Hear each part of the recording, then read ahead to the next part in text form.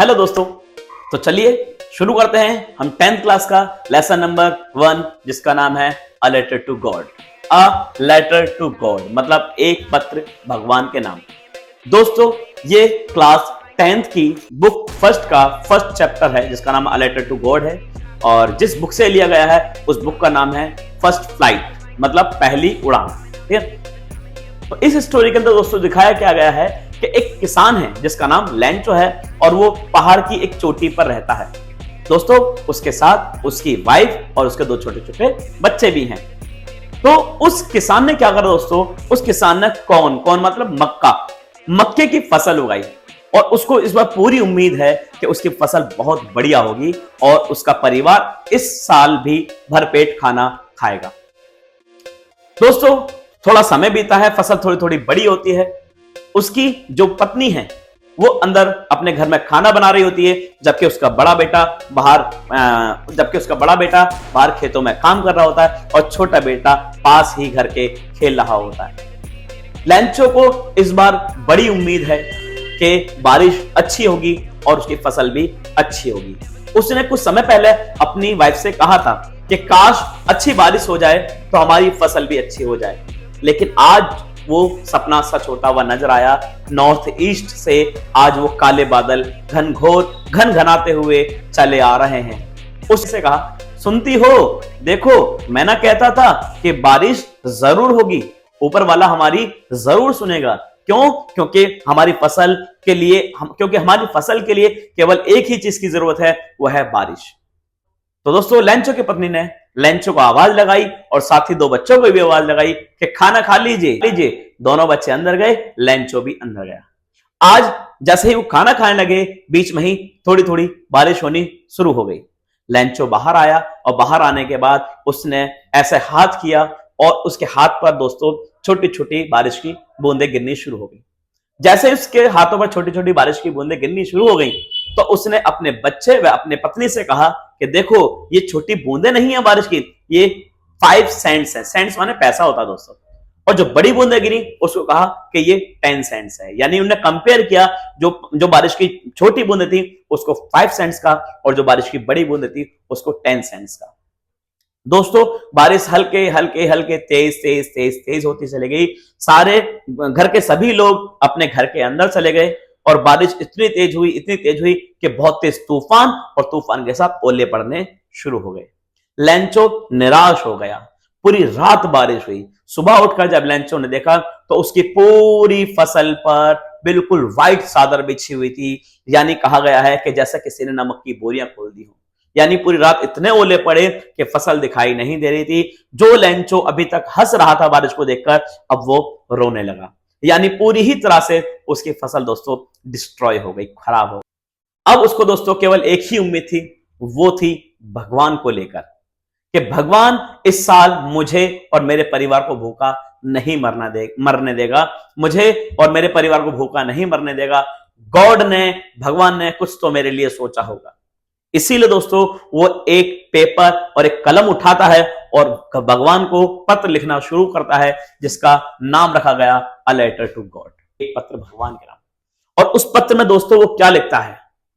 उस पत्र में वो लिखता है कि भगवान, मैं आपका लैंचो, इस साल मेरी फसल पूरी तरह से खराब हो गई है। इस साल मेरी फसल पूरी तरह से खराब हो गई है, तो इस साल हो सकता है मैं और मेरा परिवार भूख के मारे मर जाए। तो गॉड प्लीज आपको मेरी हेल्प करनी है ताकि मैं दोबारा फसल उगा सकूं। हेल्प के रूप में उसने दोस्तों 100 पैसाज मांगे और वो लेटर ले जाकर डाकघर में पोस्ट कर दिया। तो दोस्तों जो डाकिया होता है वो आया और आकर उसने सभी लेटर को एक मैनेज के तौर पर यानी सीक्वेंस तरह से उसको लगाना शुरू कर दिया। उन्हें सब लेटर देखे कि ये जाएगा रामू के घर, ये जाएगा श्यामू के घर, ये जाएगा रामलाल के घर, ये जाएगा बीना के घर। अब उसमें ही देखा कि एक लेटर ये जाएगा भगवान के घर, है लेटर टू गॉड। वो लेटर देख के दोस्तों पोस्टमैन शॉक हो गया और भागता हुआ अंदर पोस्ट ऑफिस में गया और जाकर वहां पर जो डाकपाल है उससे जाकर बोला, जो बड़ा हेड है उससे जाकर बोला कि देखिए सर, ये किसी बेवकूफ ने क्या लिखा है, अ लेटर टू गॉड। अब जैसे ही डाकपाल ने वो लेटर लिया वो बहुत जोर से हंसा बहुत जोर से हंसने के बाद डाकिया सोचा कि लगता है बॉस भी पागल हो गए, लेकिन नहीं, वो इस बात पर नहीं हंस रहे थे दोस्तों, वो इस बात पर हंस रहे थे कि बताओ आज के समय भी लोग भगवान पर इतना भरोसा करते हैं। उसने वहां के सभी इंप्लॉइज को, सभी कर्मचारियों को बुलाया और सभी से बोला कि देखिए हमें इस लेटर का रिप्लाई देना है। क्यों? कि अगर इस लेटर का रिप्लाई हम नहीं देंगे ना दोस्तों, तो जो लेंचो है, जो एक गरीब किसान है, उसका परिवार तो मरेगा ही मरेगा, साथ ही साथ उसका भगवान पर से भी भरोसा उठ जाएगा। इसीलिए हमें किसी भी कीमत पर उसका भरोसा भगवान पर से उठने नहीं देना है। तो दोस्तों 2-4 दिन बाद जब सबकी सैलरी आई, सभी ने पैसा थोड़ा थोड़ा कलेक्ट किया और सबको मिलाकर 70 पैसा यानी 70 पैसे जो थे वो बने। और बनने के बाद उन्होंने उसको एनवेलप में डाल दिया। लेंचो अगले ही संडे आया, क्योंकि उसने जो पहला लेटर पोस्ट किया था वो संडे को ही किया था।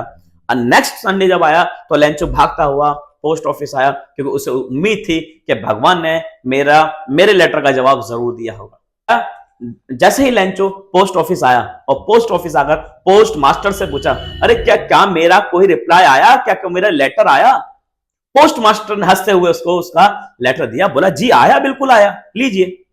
अब लेंचो ने जैसे ही वो एनवेलप खोला और उसके अंदर पैसे गिनने शुरू किए तो उसमें 70 पैसे निकले। जबकि लेंचो लेटर खोलते वक्त बिल्कुल भी एक्साइटेड नहीं था, बिल्कुल उसके चेहरे पर ऐसा कोई निशान नहीं था जिससे वो लगे कि बहुत ज्यादा एक्साइटेड है, बहुत ज्यादा उतावला है उस लेटर को पढ़ने के लिए। लेकिन जब उसने उसके अंदर पैसे गिने तो उसके अंदर केवल 70 पैसे मिले, जिसको लेकर लेंचो बहुत ज्यादा गुस्से में हो गया। अब लेंचो ने वहीं से पेपर और कलम ली और दोबारा उसने दूसरा लेटर लिखना शुरू किया। उस लेटर में दोस्तों वो क्या लिखता है? उस लेटर में वो लिखता है कि भगवान में आपका लेंचो, आपने जो पैसे मुझे भेजे थे वो मुझे मिल गए, लेकिन उसके अंदर अभी भी 30 पैसा कम है। मैंने आपसे 100 पैसा की डिमांड की थी और गॉड मुझे पता है आप गिनने में गलती नहीं कर सकते, आपने पूरे 100 पैसा ही भेजे होंगे। लेकिन ये जो डाक पाल है ना, ये चोर हैं, चोरों का ग्रुप है, चोरों का अड्डा है। तो प्लीज इस बार मुझे 30 पैसे और भेजिए और अब की बार मुझे डाक से मत भेजना, खुद मुझे देने आना। इस तरह से ये आपका चैप्टर नंबर 1 खत्म होता है। अभी